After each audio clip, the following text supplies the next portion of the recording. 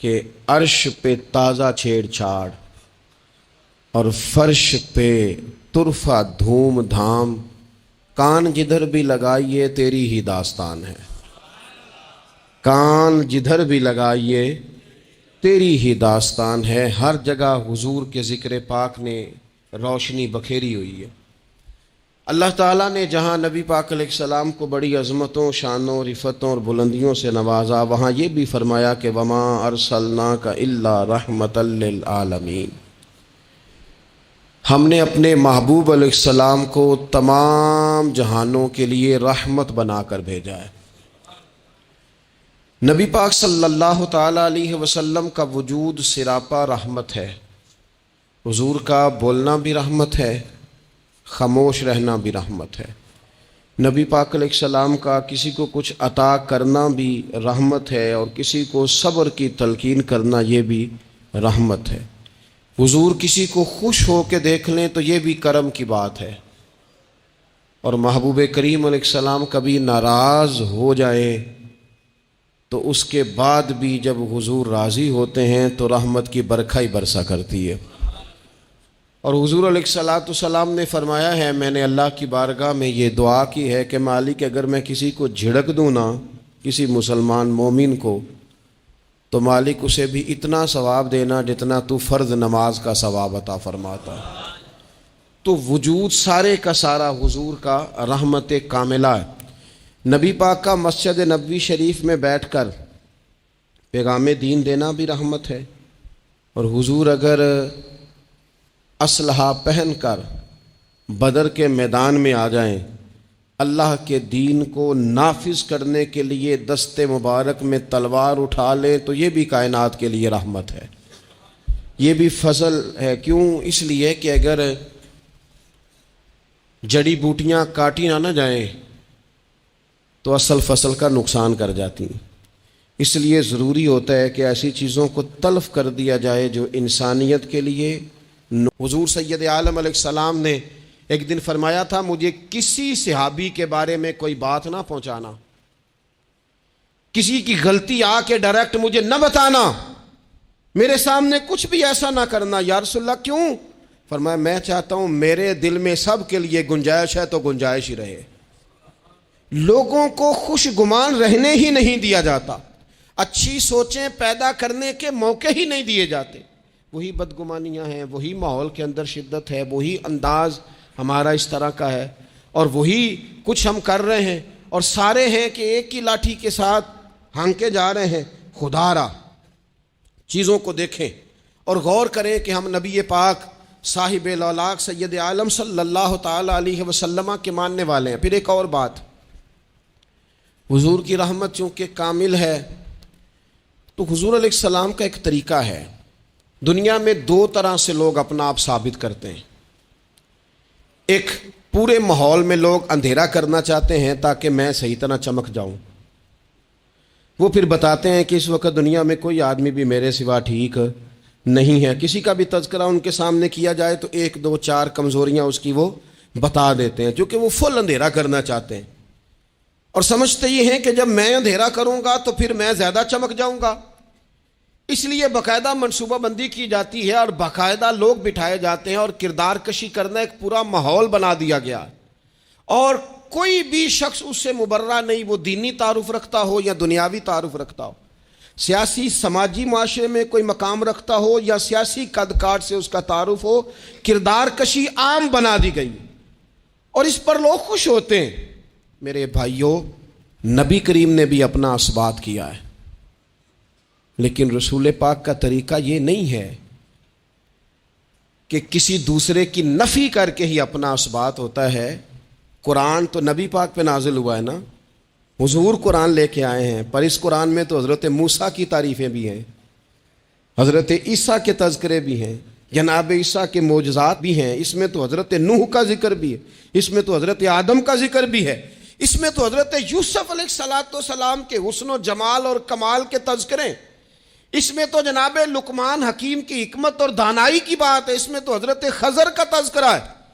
اس قرآن مجید کے اندر تو اولیاء اللہ کی شان ہے، اس میں تو ماں باپ کی فضیلت ہے، اس میں تو پڑوسیوں کی بات ہے، اس قرآن مجید نے تو غریب کی بات کی، یتیم کی بات کی، بیوہ کی بات کی، تو رسول کریم نے بتایا کہ دوسروں کو پیچھے کر کے اپنے آپ کو آگے نہیں کیا جا سکتا، تم سب کو ساتھ لے کے چلو، تمہیں اللہ امامت عطا فرما دے گا۔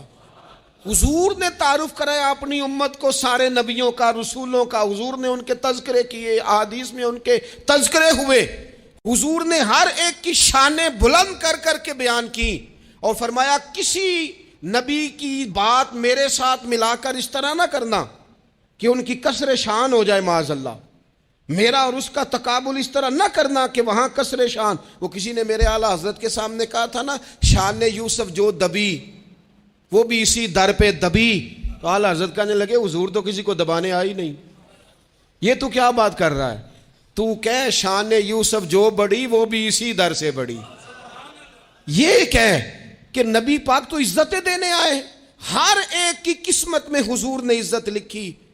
کہا باپ راضی ہو گیا تو رب راضی ہو گیا، فرمایا ماں کے قدموں کے نیچے جنت، بہنوں کی بیٹیوں کی پرورش جو کر کے آئے گا میرے ساتھ جڑ کے انگلیوں کی طرح جنت میں جائے گا۔ فرمایا تم میں سب سے بہتر وہ جو اپنے گھر والوں کے لیے، اپنی بیوی کے لیے بہتر، میں تم سب سے زیادہ اپنے گھر والوں کے لیے بہتر۔ فرمایا پڑوسی سے حسن سلوک کرنے والوں یاد رکھنا کہ اس کے تو حق اتنے زیادہ ہیں کہ ڈر ہے کہ کہیں وراثت میں شامل نہ کر دیا جائے۔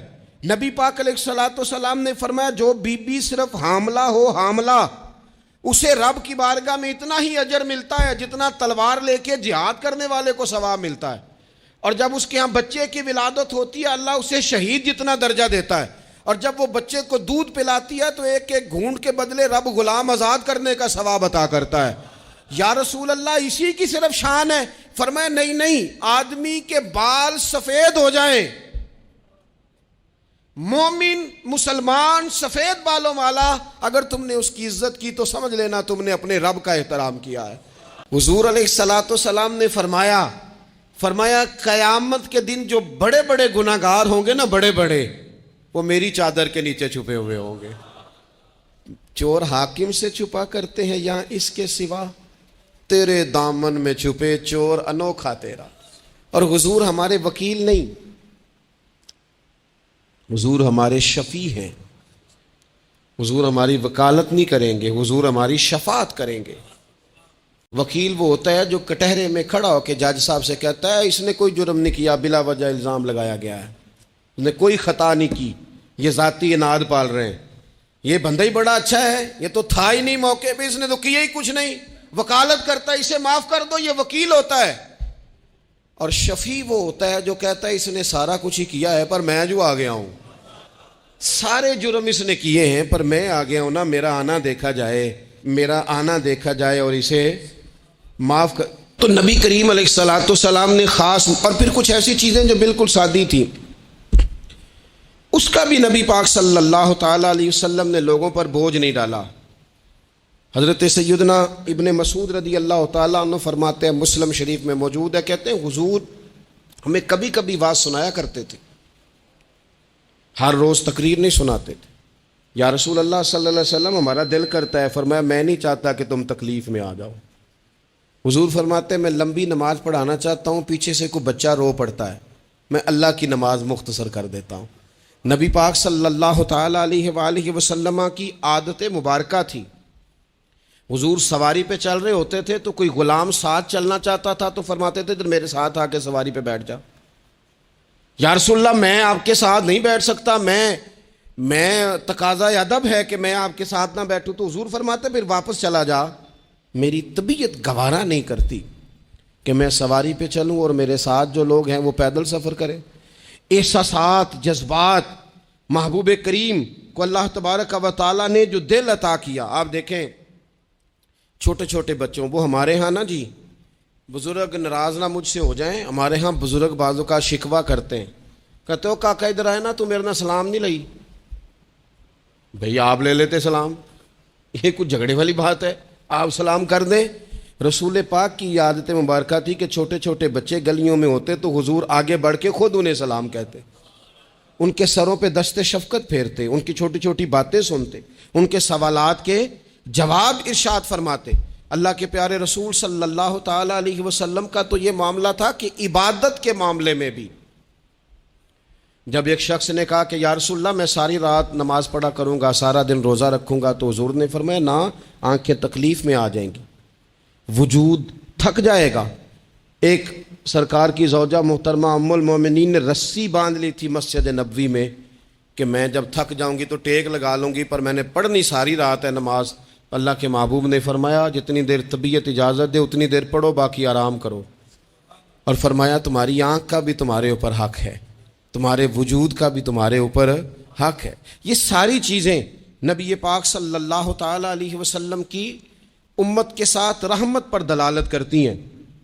اسی طور پر آپ دیکھیں کہ نبی کریم علیہ السلام نے 2-3 دن تراویح پڑھی، پھر صحابہ جمع ہو گئے، زیادہ لوگ آ گئے تو سرکار اندر سے باہر ہی نہیں آئے، حجرے میں رہے۔ فجر کے وقت آئے تو فرمایا مجھے پتا تھا تم سارے انتظار میں ہو اور تم نے دیر تک میرا انتظار کیا، میں جان بوجھ کے نہیں آیا۔ کیوں نہیں آئے یا رسول اللہ صلی اللہ تعالیٰ علیہ وسلم؟ تو حضور فرمانے لگے اس لیے نہیں آیا کہ اگر میں آ جاتا اور کچھ دن مستقل یہ نماز پڑھتا تو میرے دل میں خیال آیا کہیں رب کریم اسے فرض نہ کر دے، تمہیں مشقت ہوگی، تمہیں تکلیف ہوگی، لہٰذا میں حضور دل چاہ رہا ہے نفل عبادت کو، اس لیے نہیں کر رہے کہ امت پر کہیں ضروری ہو نقصان کا باعث۔ اللہ تعالیٰ نے نبی پاک علیہ السلام کے وجود کو سراپا رحمت بنایا۔ بدقسمتی یہ ہوئی کہ دور جب بدلا نا اور لوگ اپنی ضروریات زندگی کمانے کے لیے میدان میں آئے تو وہ اس طرح کی کچھ دوڑ میں ہم سب لوگ شامل ہو گئے کہ ایک مخصوص سی مادہ پرستی، ایک مخصوص سا مزاج، دولت کی اینک سے ہر چیز کو دیکھنے کا، تو ڈھیر سارا کچھ شخص اچھا ہے، اس میں بہت بڑی تعداد میں بھلائیاں پائی جاتی ہیں، اتنی زیادہ بھلائیاں کسی میں پائی جاتی ہیں، اتنا پیارا آدمی ہے، اتنا شستہ اس کا مزاج ہے، لیکن ہم جب کسی سے ملتے ہیں تو ہم یہ دیکھتے ہیں کہ اس کی ساری اچھائیاں اپنی جگہ پر پتہ چلے نا کہ وہ ہمیں کیا دے سکتا ہے، ہمارے کس کام آ سکتا ہے، ہمارے لیے کتنا نفع بخش ہو سکتا ہے، ہمارے لیے کتنا سود مند۔ یعنی وہ مزاجوں میں جو خاص نرمی ہونی چاہیے تھی، اور جو حضور نے فرمایا کہ تم میں سے بہتر وہ ہے جو لوگوں کے لیے نفع مند ہے، وہ والا مزاج نہیں بلکہ کچھ لینے کا۔ تو حضور علیہ الصلاۃ والسلام کو اللہ تعالیٰ نے رحمت بنا کر بھیجا۔ اس رحمت کاملہ ہی کی وجہ تھی کہ حضور نہ ظاہری طور پر بھی لوگوں کے جو روزمرہ کے معاملات تھے اس میں بھی بڑی خیر خواہی کے جذبات رکھتے تھے۔ نبی پاک علیہ الصلاۃ والسلام عام لوگوں کے بیچ اٹھتے بیٹھتے، ان کے ساتھ کھاتے پیتے۔ سرور کائنات کا طریقہ یہ ہوتا کہ اگر غلاموں میں سے کوئی بیمار ہو جاتا تو تیمارداری کرنے تشریف لے جاتے، صبر کی نصیحت کرتے، اللہ کے حبیب علیہ الصلاۃ والسلام اس کے لیے مناسب دوا بھی تجویز کرتے، دعا بھی فرماتے۔ حضور نے فرمایا اگر تم میں سے کسی شخص کہ ہاں کوئی خوشی کا موقع ہو تو وہ مختار ہے، دعوت دے نہ دے، لیکن اگر کسی کا انتقال ہو جائے تو مجھے خبر ضرور دینا، میں جنازے پڑھنا چاہتا ہوں۔ ایک مقام ایسا بھی آیا کہ جہاں میرے نبی پاک علیہ الصلاۃ والسلام نے فرمایا اگر میرا کوئی امتی دنیا سے چلا جائے اور ترکہ چھوڑ کے جائے، جائیداد چھوڑ کے جائے، مال و اسباب چھوڑ کے جائے تو وہ اس کی اولاد میں بانٹ دینا، لیکن اگر اس کے ذمے قرضہ ہو تو میرے پاس آ جانا، میں اس کا قرض ادا کر دوں گا۔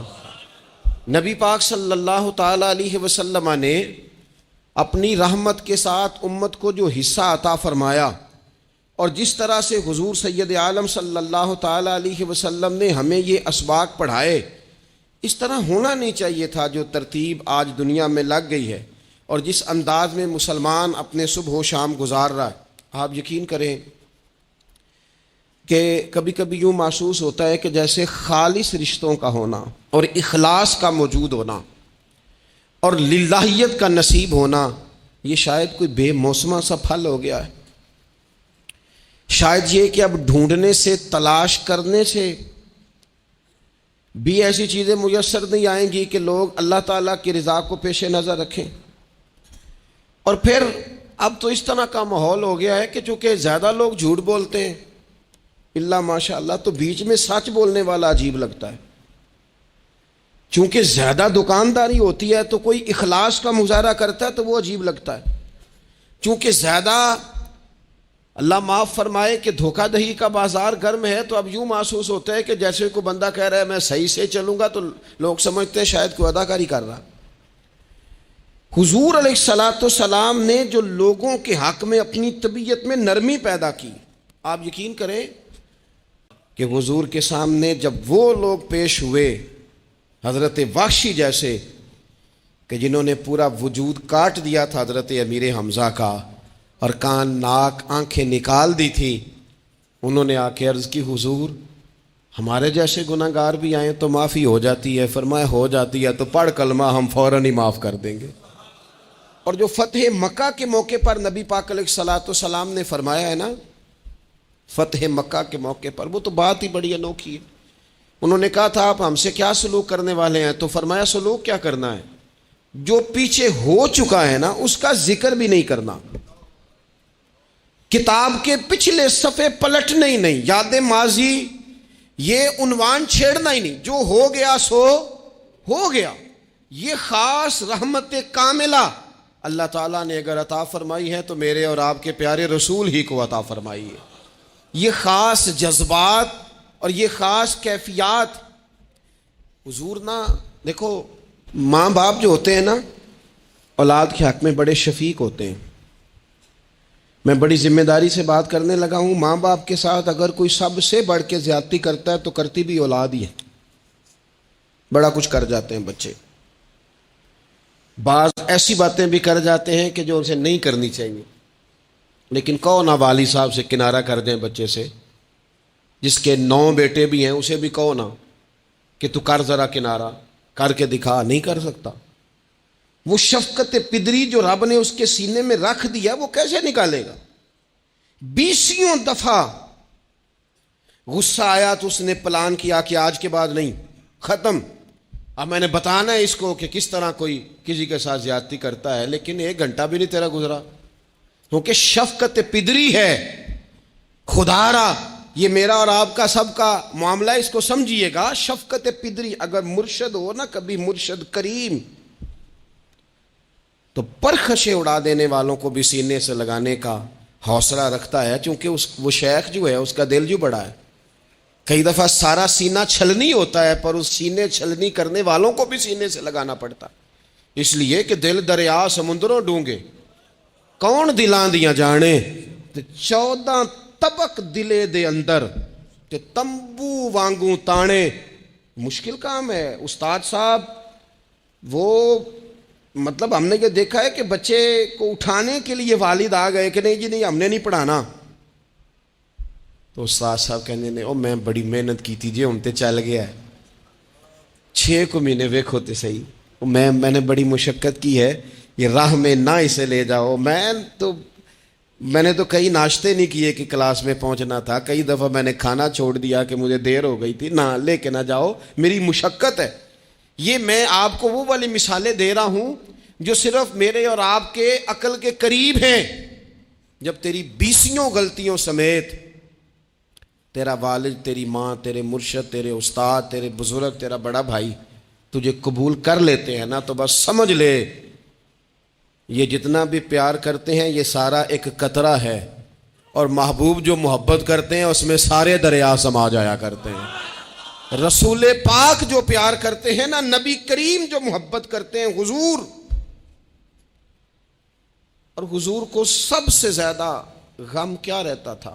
روزی روٹی کا نہیں، اس کا بھی بندوبست کیا، تعلیم و تعلم کا بھی بندوبست کیا. حضور کا سب سے بڑا احساس یہ تھا کہ میری امت دوزخ سے بچ جائے، جنت میں جائے، گمراہ عقائد سے باہر آئے، راہ حق انہیں نصیب ہو. اس کے لیے نبی پاک جد و جہد کرتے. حضور کو روڑے مارنے والے، پتھر مارنے والے، کانٹے بچھانے والے، گردن پہ اوجڑیاں رکھنے والے رات کو سکون سے سو جاتے، اور نبی پاک انہی لوگوں کے لیے رات کو ہاتھ اٹھا کے ہدایت کی دعائیں کرتے رہتے. وہ روڑے مار کے سو گئے جا کے، اور جس نے روڑے مارے ہیں وہ نبیوں میں رحمت لقب پانے والا، مرادیں غریبوں کی بر لانے والا۔ اور کسی نے کہا تھا لے کے پہلو میں غم امت نادار آئے، لے کے پہلو میں غم امت نادار آئے۔ وہ دیکھو امتی امتی کہتے ہوئے سرکار آئے۔ وہ دیکھو نا، امتی امتی کہتے ہوئے لے کے پہلو میں غم امت نادار آئے۔ حضور کے پہلو میں غم ہے امت۔ یا اللہ مہربانی فرما، یا اللہ مہربانی فرما۔ اور صبح قیامت بھی یا رسول اللہ تاجر، تو فرمایا سچ بول کے تجارت کرنے والا تو قیامت میں نبیوں کے ساتھ ہوگا۔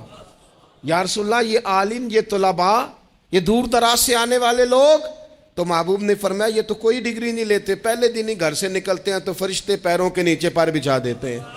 یا رسول اللہ وہ مزدور دیکھا، مزدور سڑکوں پہ بیٹھا، رول گئے لوگ اپنے مطالبات کے لیے احتجاج کرتے۔ وہ کسان دیکھے دنیا سو رہی ہے اور ٹھنڈ میں جا کے فصلوں کو پانی دے رہے۔ وہ ہم نے مزدور دیکھے جن کے ہاتھوں پہ چھالے پڑ گئے۔ لوگوں کی انہوں نے بلڈنگیں کئی منزلہ بنا دی، پر اپنے چھت سے پانی ٹپکتا روک نہ سکا۔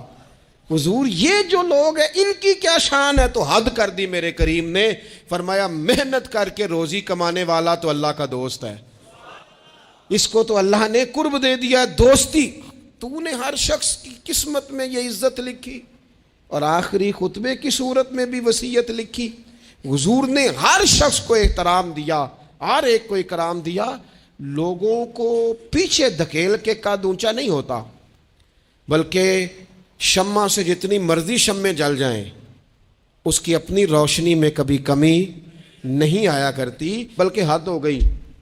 ایک دن نبی پاک علیہ السلام نے حضرت جبریل امین سے پوچھ لیا، فرمایا جبریل سب کو میری رحمت سے حصہ ملا ہے، آپ کو بھی کوئی ملا ہے؟ وہ ملا تو بتاؤ نا۔ تو حضرت جبریل عرض کرنے لگے حضور بالکل ملا ہے۔ کہا کس طرح؟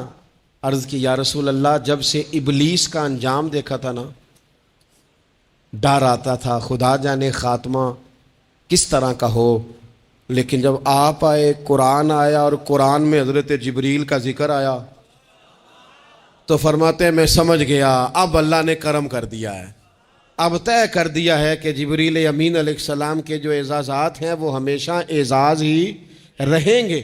نبی پاک کی رحمت سے ہر شخص کو حصہ ملا، حتیٰ کہ کفار کو، مشرکین کو،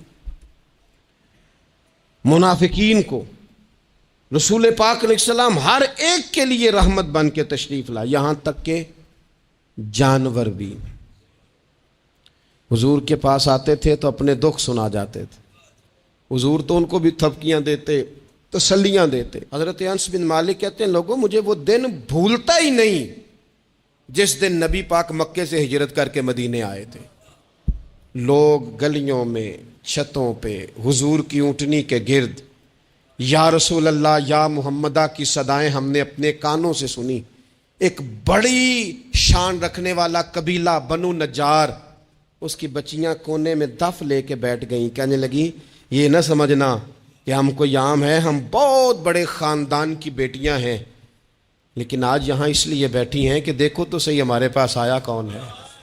وہ ننھی بچیاں جو بیٹھ کر وہاں دف بجاتی تھیں وہ رسول پاک کی جانب اشارے کر کے گاتی تھیں اور کہتی تھی ہم ہیں بچیاں نجار کے عالی گھرانے کی، ہمیں خوشی ہے آمنہ کے لال کے تشریف لانے کی، خوشی ہے آمنہ کے لال کے، بس رہے گا یوں ہی ان کا چرچا رہے گا یوں ہی ان کا، پڑے خاک ہو جائیں جل جانے والے، آخر دعویٰ یعنی